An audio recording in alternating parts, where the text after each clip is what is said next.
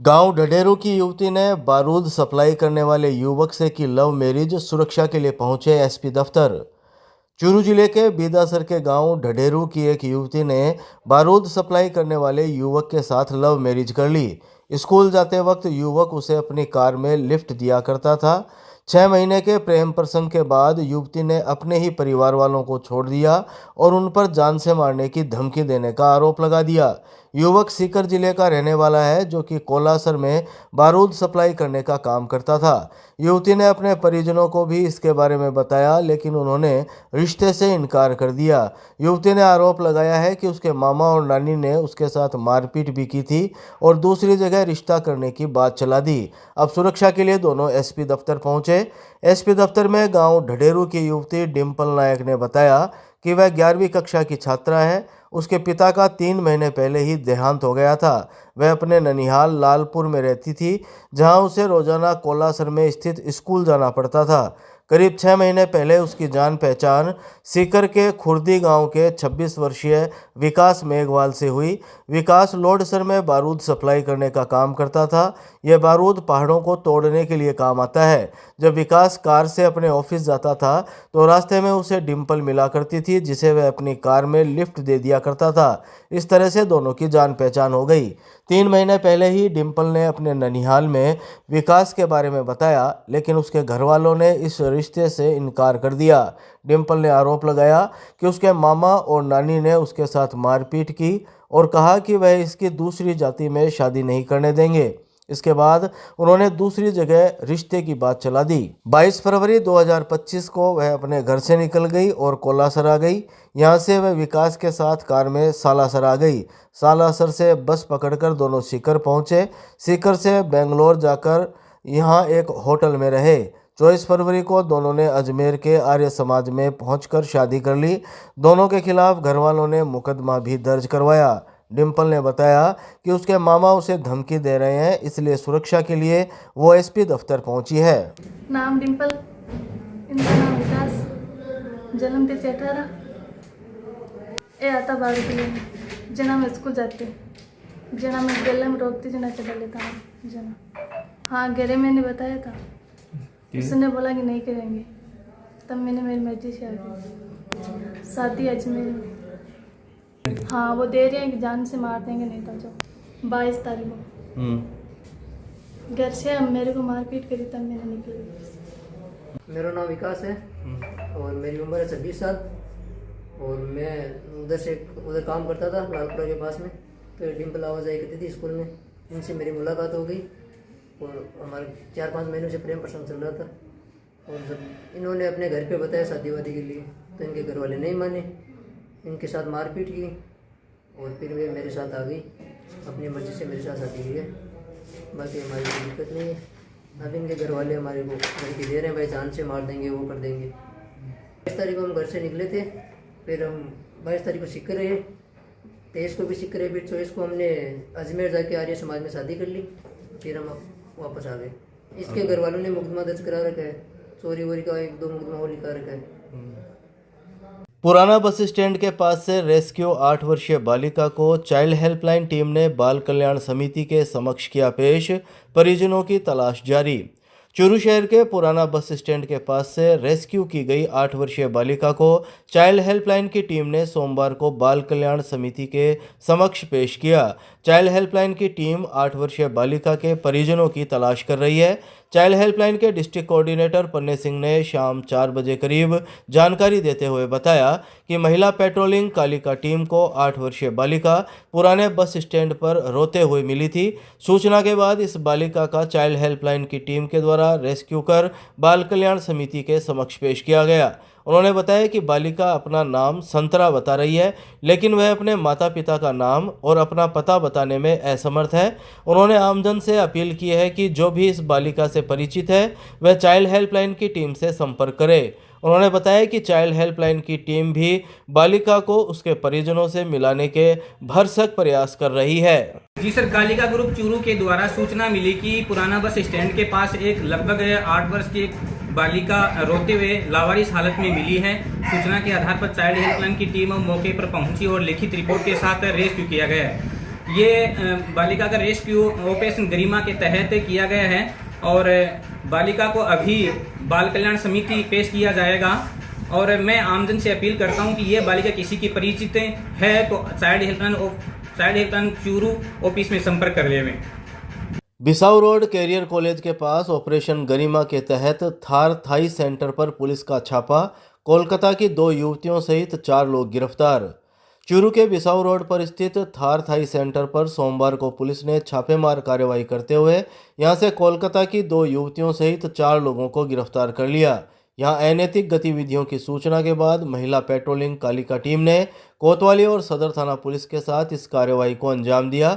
Kalika team प्रभारी कौशल्या ने शाम 4 बजे करीब जानकारी देते हुए बताया कि चूरू बिसाऊ रोड पर कैरियर कॉलेज के पास संचालित थार थाई स्पा सेंटर पर अनैतिक गतिविधियों की सूचना मिली थी, जिस पर कालिका टीम ने ऑपरेशन गरिमा के तहत कार्यवाही करते हुए स्पा सेंटर पर दबिश दी तो वहां कोलकाता की 2 युवतियां और स्पा सेंटर के कर्मचारी सहित 4 लोग मिले, जिनसे पुलिस ने पूछताछ के बाद गिरफ्तार कर लिया। मौके पर कोतवाली और सदर थाना पुलिस भी मौजूद रहे।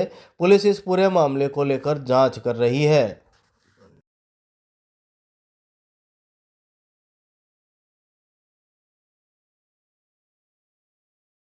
गांव कालूसर में नाली को लेकर हुए विवाद में 65 वर्षीय व्यक्ति घायल, जिला अस्पताल में इलाज जारी। चूरू जिले के कालूसर गांव में नाली को लेकर हुए विवाद में 65 वर्षीय व्यक्ति गंभीर घायल हो गया। घायल को चूरू के राजकीय भर्ती अस्पताल लाया गया, जहां प्राथमिक उपचार के बाद उसे ट्रॉमा वार्ड में भर्ती किया गया है। ट्रॉमा वार्ड में घायल 65 वर्षीय नवाब खान का इलाज चल रहा है। घायल नवाब खान ने सोमवार शाम 5 बजे करीब जानकारी देते हुए बताया कि उनके घर के बाहर बने चैम्बर से पड़ोसी घरों के पाइप जुड़े हुए हैं। चैम्बर से पानी सड़क पर फैल रहा था, जिसकी मरम्मत को लेकर सभी से रुपए इकट्ठे किए जा रहे थे, लेकिन पड़ोसी ने रुपए देने से मना कर दिया और गालियां निकाली। इस बात को लेकर पड़ोसी मुश्ताक खान, इदरीश, मोहिनुद्दीन, सत्तार, आसिफ, लियाकत, साजिद, जाबिद, सद्दाम और मकबूल आदि लाठी डंडे लेकर नवाब खान के घर पहुंच गए। नवाब ने घर का दरवाजा बंद कर लिया। आरोपियों ने घर पर पत्थर फेंके और गेट तोड़ने की कोशिश की। जब नवाब गेट पर आए तो उन पर लाठी डंडों से हमला कर दिया गया। परिजनों और अन्य लोगों ने बीच बचाव कर नवाब को बचाया। घायल बुजुर्ग को निजी वाहन से राजकीय भर्ती अस्पताल के आपातकालीन वार्ड में भर्ती कराया गया। डॉक्टरों ने प्राथमिक उपचार के बाद उन्हें ट्रॉमा वार्ड में भर्ती किया है। नाली चम्मर हो घर का गए 5 ग्राम नाली भी करना चाहिए। जो चम्मर भर गयो पानी रोड पर जाओ इन सही करा इसा होगा ना पा बन कयो गाल कर दी गाली बदले में लड़ाई हम एक को आसिफ है, एक को मकबूल है, एक को जाबिद है। बोला ही अभी लेकिन मैं नाम जानू कौन सा सारा लाठियाँ थारो कोई तो गाँव है। कोतवाली थाने में होली पर्व पर शांति और सुरक्षा व्यवस्था को लेकर सीएलजी बैठक आयोजित। एएसपी व एसडीएम रहे मौजूद। चूरू के कोतवाली थाने में सोमवार को एएसपी लोकेंद्र दादरवाल, एसडीएम ब्रिजेंद्र सिंह व सीआई सुखराम चोटिया ने सीएलजी की मीटिंग ली। मीटिंग में होली सहित आगामी दिनों में आने वाले त्योहारों पर सामाजिक सौहार्द बनाए रखने और कानून व्यवस्था को बेहतर बनाने के लिए सीएलजी सदस्यों ने कई तरह के सुझाव दिए। एएसपी लोकेंद्र दादरवाल ने शाम 7 बजे करीब जानकारी देते हुए बताया कि आगामी दिनों में आने वाले होली और ईद उल फितर त्यौहार को शांतिपूर्ण वातावरण में आपसी भाईचारे और सामाजिक सौहार्द पूर्वक तरीके से मनाने के लिए यह मीटिंग ली गई। उन्होंने कहा कि सभी त्योहारों को भाईचारे की भावना के साथ मनाएं और किसी प्रकार की अफवाहों पर ध्यान न दें। साथ ही उन्होंने शांति व्यवस्था बनाए रखने के लिए पुलिस प्रशासन के साथ समन्वय बनाए रखने की बात कही। एसडीएम ब्रिजेंद्र सिंह ने कहा कि किसी भी आयोजन की तैयारी के लिए प्रशासन से निश्चित समय में अनुमति लें, जिससे प्रशासन को भी अपनी व्यवस्था में बनाने में सुविधा मिल सके। उन्होंने बढ़ते सोशल मीडिया पर बोलते हुए कहा कि आधुनिक युग में मोबाइल का उपयोग हर घर में हो रहा है। सोशल मीडिया का जमाना है। सोशल मीडिया पर किसी भी तरह की धार्मिक भेदभाव, सांप्रदायिक या अफवाह फैलाने वाली टिप्पणी करने से बचें। बैठक में सीआई सुखराम चौटिया ने कहा कि आमजन सामाजिक सौहार्द और कानून व्यवस्था बनाए रखने में पुलिस और प्रशासन का सहयोग करे ताकि शहर में शांति और कानून व्यवस्था बनी रहे। उन्होंने सोशल मीडिया पर किसी भी प्रकार की अफवाह नहीं फैलाने, दूषित मानसिकता और असामाजिक तत्वों की पहचान कर पुलिस और प्रशासन को सूचित करने का आग्रह किया। उन्होंने कहा कि अपराधों की रोकथाम और सामाजिक सद्भाव बनाए रखने के लिए सभी का योगदान जरूरी है। इस दौरान सभी सदस्यों ने पुलिस प्रशासन को विश्वास दिलाया कि वे शांति और सौहार्दपूर्ण माहौल बनाए रखने में पुलिस और प्रशासन का सहयोग करेंगे। बैठक में सीएलजी सदस्यों ने कस्बे की यातायात व्यवस्था, बाजार में अतिक्रमण, सीएलजी सदस्यों के सुझावों को प्राथमिकता देने, जुलूस आदि में पुलिस द्वारा अनावश्यक हस्तक्षेप न करने, होलिका दहन स्थल पर साफ सफाई आदि के सुझाव दिए। कड़ी में इस बार भी अभी होली और आगामी जो त्यौहार है, रामनवमी है, महावीर जयंती है, 12 अभी जुमातुल विदा होगी, ईद उल फितर होगी, हिंदू नववर्ष होगा और एकदम जो सबसे पहले आने वाला है होली का त्यौहार, जिसपे मास लेवल पे गैदरिंग होनी है अलग अलग स्थानों पे और अलग अलग तरीके से त्यौहार मनाए जा रहे हैं। तो उसमें जिस तरह से बदलता हुआ परिप्रेक्ष्य में है और त्योहारों में कुछ राजस्थान में जैसे कुछ जगह है माहौल ख़राब भी हुआ है, तो हम चाहते हैं कि लोग बाग हैं उनका त्यौहार है और हंसी खुशी से मनाए जाने के लिए है त्यौहार, तो आपस में मिलजुल के मनाएं और हम उनकी सहायता के लिए हमेशा मौजूद रहते हैं। तो अभी जो मीटिंग हुई वो उसी श्रृंखला में थे। मुख्यालय के भी निर्देश हमेशा होते हैं और बाकी हम लोगों की भी कंसर्न होती है, हम लोगों की बात सुनी जाए।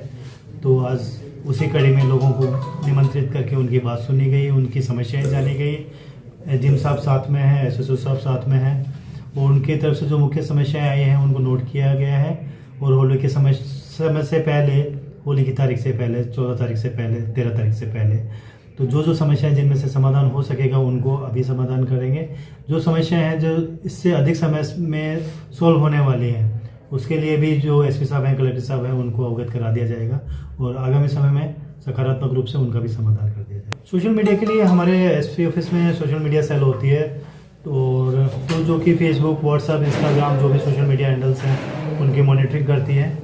और बाकी लोगों से भी, आमजन से भी मेरा यही निवेदन है, त्यौहार अपना है, हंसी खुशी से मनाएं और कोई भी इस तरह की चीज़ ना तो बोलें, ना कहीं लिखें, ना किसी से टकराव हो किसी भी तरह का। सोशल मीडिया पे भी इस तरह की कोई भी चीज़ ऐसी पोस्ट ना करें जिससे धार्मिक माहौल है या जो त्योहारों का माहौल है वो ख़राब हो और कल को हम लोग एक कोई इस तरह की चीज़ याददाश्त के तौर पे रखें जो हमेशा हमको त्यौहार के टाइम में याद रहे कि ये चीज़ नहीं होनी थी। एडिशनल एसपी साहब के नेतृत्व में आज होली के त्यौहार से पहले और जो लगातार एक त्योहारों की सीरीज आ रही है उससे पहले आज कोतवाली में सीएलजी की मीटिंग ली गई और दोनों ही समाज के बंधु जो गणमान्य नागरिक थे उनको बुलाकर सबके साथ में बैठक की गई।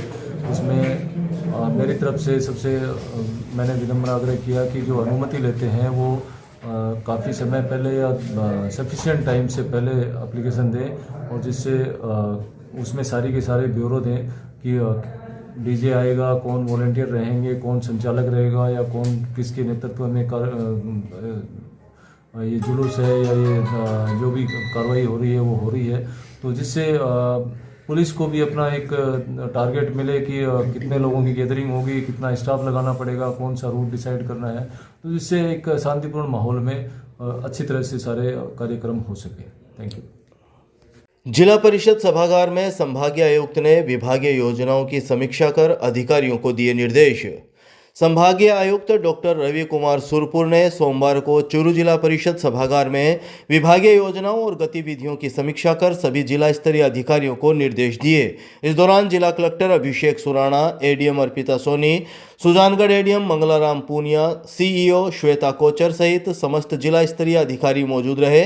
सूचना और जनसंपर्क विभाग द्वारा देर शाम 8 बजे करीब जारी प्रेस नोट के मुताबिक संभागीय आयुक्त डॉक्टर सुरपुर ने कहा कि योजनाओं के उद्देश्यों की पूर्ति हो। उद्देश्य केवल वित्तीय प्राप्ति नहीं हो। सभी विभागों के अधिकारी अपने विभाग की गतिविधियों और योजनाओं के बारे में समुचित प्रचार प्रसार करें तथा योजनाओं के लक्ष्य और उद्देश्य को ध्यान में रखते हुए विशेष कार्य योजना के साथ साथ काम करे। उन्होंने कहा कि चूरू जिला हर क्षेत्र में अग्रणी रहे, इसलिए सभी विभागों का समुचित समन्वय हो। चूरू में पर्यटन को लेकर अपार संभावनाएं हैं। उन्होंने सभी अधिकारियों से कहा कि जिले में भूतपूर्व सैनिकों और शहीद वीरांगनाओं के लिए अलग से समय निर्धारित करते हुए उनकी समस्याएं सुने। उन्होंने चिकित्सा स्वास्थ्य विभाग के विभिन्न योजनाओं और कार्यक्रमों, ICDS, खाद्य पदार्थों में मिलावट पर कार्रवाई करने, जिला स्तरीय स्वास्थ्य समिति की बैठक में ब्लॉक स्तरीय अधिकारियों को संयोजित करने, जिले से संबंधित सांख्यिकी का समुचित डाटा तैयार करने, विद्यालयों में लाइब्रेरी और स्पोर्ट्स इंफ्रा और सुविधाएं विकसित करने,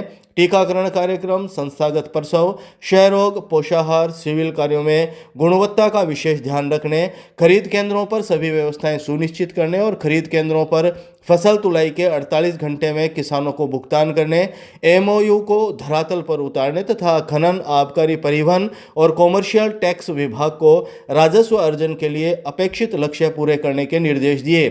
जिला कलेक्टर अभिषेक सुराणा ने संभागीय आयुक्त द्वारा दिए गए निर्देशों की समुचित पालना किए जाने और जिले को अग्रणी रखने के लिए मुस्तैदी से कार्य करने के लिए आश्वस्त किया।